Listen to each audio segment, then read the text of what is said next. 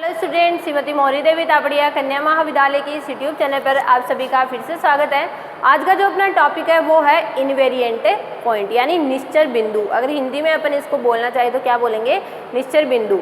ठीक है, तो इनवेरिएंट पॉइंट के बारे में अपन आज जो है वो यहाँ पर डिस्कस करने वाले हैं कि कोई भी जो अपना कॉम्प्लेक्स नंबर है जिसमें अपन बाइलिनियर ट्रांसफॉर्मेशन के बारे में पढ़ रहे थे, तो उस बाइलिनियर ट्रांसफॉर्मेशन के लिए इनवेरिएंट पॉइंट यानी निश्चर बिंदु जो है वो किस तरह से डिफाइन होता है। ठीक है, तो यहाँ पर अपन सबसे पहले बात करेंगे बाइलिनियर ट्रांसफॉर्मेशन के अंदर। ठीक है, कोई भी जो अपनी बाइलिनियर ट्रांसफॉर्मेशन है, अगर यहाँ पर निश्चर बिंदु का मतलब दिखाने का मतलब क्या है, मैं पहले आपको इस डायग्राम से आपको एक बताना चाहूँगी। जैसे मान लो ये अपना कोई जेड प्लेन है जिसमें अपना कोई पॉइंट है, ये मान लो कोई मैंने पॉइंट उठा लिया 1,2।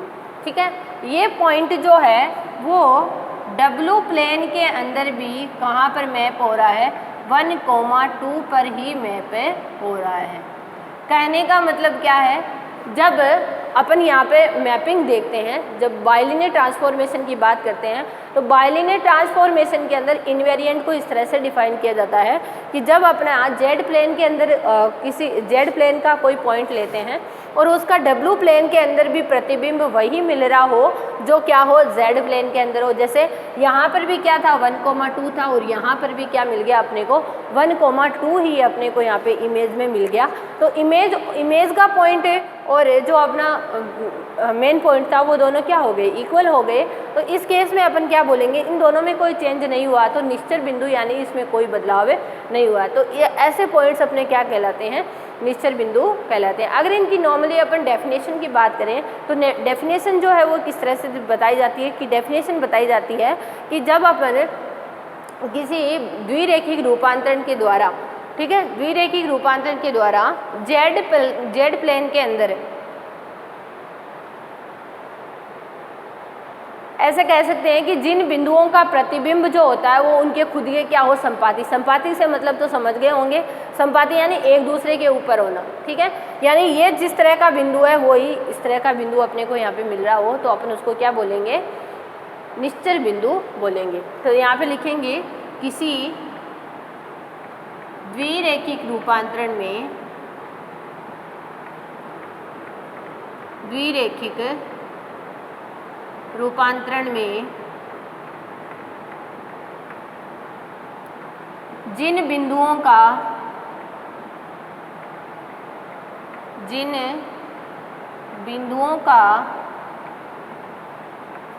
प्रतिबिंब उनके संपाती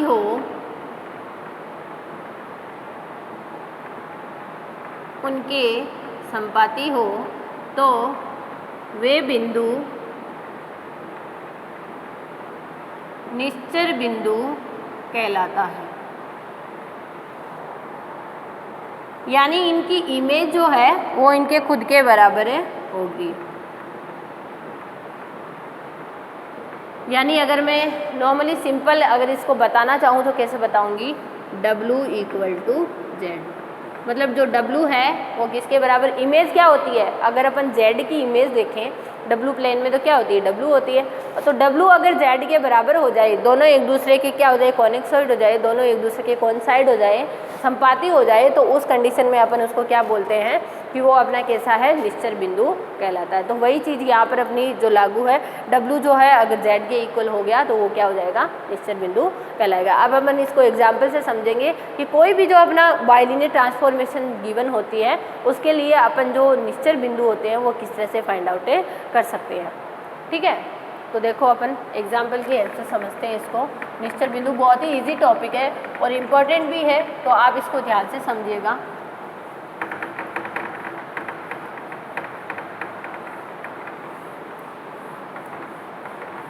अब जो है एग्जाम्पल देखेंगे जिसमें अपने को क्या करना है, उसको निश्चर बिंदु निकालने के लिए अगर अपने को कोई भी बाइलिनियर ट्रांसफॉर्मेशन दी हुई है और अगर अपने को क्या निकालना है, उसका निश्चर बिंदु निकालना है, तो अपने को एक सिंपल सा काम करना है कि अपने को W जो है उसको किसके बराबर रख देना है, Z के बराबर रख देना है। तो अपना जो काम है वो बहुत ही आसान हो जाएगा। जैसे अगर गिवन हो अपने पास है अब देखिए एक चीज़ और होती है यहाँ पे कि निश्चल बिंदु जो होता है वो कितने डिफाइन हो सकते हैं। तो मैं एक आपको सिंपल से अभी बाइलिनियर ट्रांसफॉर्मेशन लिख के बताती हूँ। जैसे अपनी बाइलिनियर ट्रांसफॉर्मेशन होती है AZ plus B upon CZ plus D, यही होती है। और अगर अपने को निश्चल बिंदु निकालना होता है तो अपन क्या करते हैं, W बराबर Z पुट करते हैं। तो W की जगह Z पुट किया तो अपने क्या आ गया, AZ plus B upon CZ plus D। अगर अपन इसको मल्टीप्लाई करवा देते तिरछा तो ये हो जाता है CZ square plus DZ minus AZ plus B। तो अगर मैं देखूं तो यहाँ पर मुझे क्या मिल रहा है, Z में एक मुझे द्विघात समीकरण मिल रही है।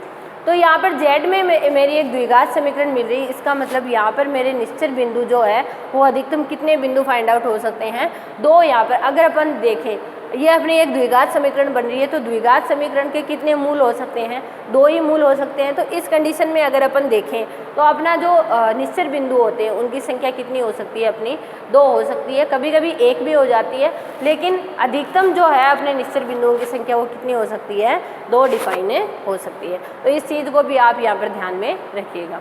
ठीक है, अब अपन एग्जाम्पल लेते हैं और इसको सॉल्व करते हैं।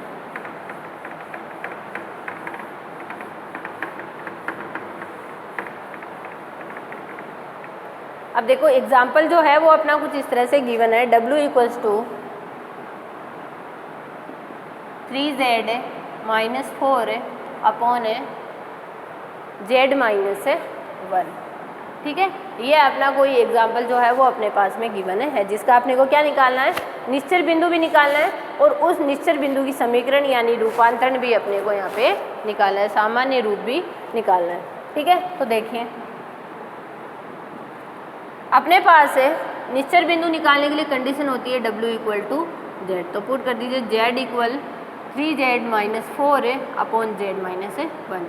तिरछा गुणा कर देते हैं तो ये बनेगा Z स्क्वायर माइनस Z, इसको इधर ले आइए, ये होगा minus 3Z plus 4 equal to 0। अगर यहाँ से देखें तो Z square is equal to minus 4Z plus 4 equal to 0। तो यहाँ से क्या बना, Z माइनस 2 का होल स्क्वायर इक्वल टू 0, यही बना ना। और यहाँ से अगर अपन देखें तो Z मेरा कितना फाइंड आउट हो गया, 2। ठीक है, एक ही निश्चल बिंदु मिला है। अगर अपन इसको देखें तो दोनों ब्रैकेट को सॉल्व करेंगे तो आंसर तो क्या आने हैं, अपने सेम ही आने हैं।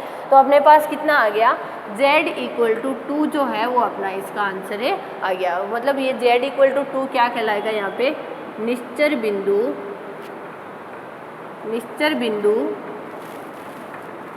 कहलाता है। ये अपना निश्चल बिंदु निकालने का तरीका यहाँ पर होता है। ठीक है, अब ये निश्चल बिंदु तो निकाल लिया अपने। अब निश्चल बिंदु के साथ इसका जो सामान्य रूप होता है वो अपना किस तरह से डिफाइन होता है, उसको भी अगर अपन देखना चाहें तो कैसे लिखेंगे। नॉर्मली अपन जो इक्वेशन होती है उसको थोड़ा सा चेंज कर लेते हैं, लेकिन उसके अलावा भी अपने पास यहाँ पर एक तरीका होता है, वो देखिए किस तरह से। एक फॉर्मूला होता है कोई भी जो निश्चित बिंदु होते हैं उसके सामान्य के रूप लिखने के लिए। मैं वहाँ पे इक्वेशन जो है वो यहाँ पे मैं लिख देती हूँ कि किस तरह से अपन कोई भी निश्चित बिंदु का सामान्य रूप यहाँ पर डिफाइन कर सकते हैं। ठीक है, तो जो सामान्य रूप होता है, जो कंडीशन है वो मेरी क्या है, Z इक्वल टू एल्फा। ये जब एक ही निश्चल बिंदु अपना डिफाइन होना, उसके लिए मैं आपको ये जो सामान्य रूप है यहाँ पे बता रही हूँ। तो उसके लिए लिखा जाता है 1 upon W minus alpha equal 1 plus 1 upon Z minus alpha. ये जो वैल्यू होती है ये क्या होता है, अपना सामान्य रूप के रूप में डिफाइन होता है। अब अपन एल्फा जानते हैं कि अपने पास जो एल्फा का मान यानी निश्चल बिंदु का मान जो है वो अपने पास कितना डिफाइन हो रखा है, 2 डिफाइन हो रखा है। तो Z इक्वल टू 2 यानी एल्फा का मान अपने पास क्या है, 2 है। तो जहाँ जहाँ आपको एल्फा दिख रहा है आपको वहाँ पर क्या रख देना है, 2 रख देना है।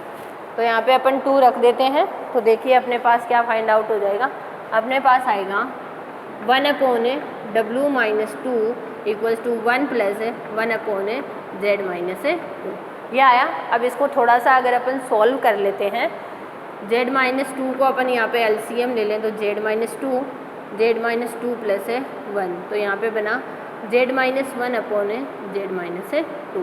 ठीक है, तो इसका जो सामान्य रूप होगा मैं इधर लिख देती हूँ इक्वेशन की फॉर्म में। इसका जो सामान्य रूप होगा वो अपने पास क्या फाइंड आउट हो गया, 1 अपॉन है डब्लू माइनस 2 इक्वल टू हो जाएगा जेड माइनस 1 अपॉन है जेड माइनस है 2।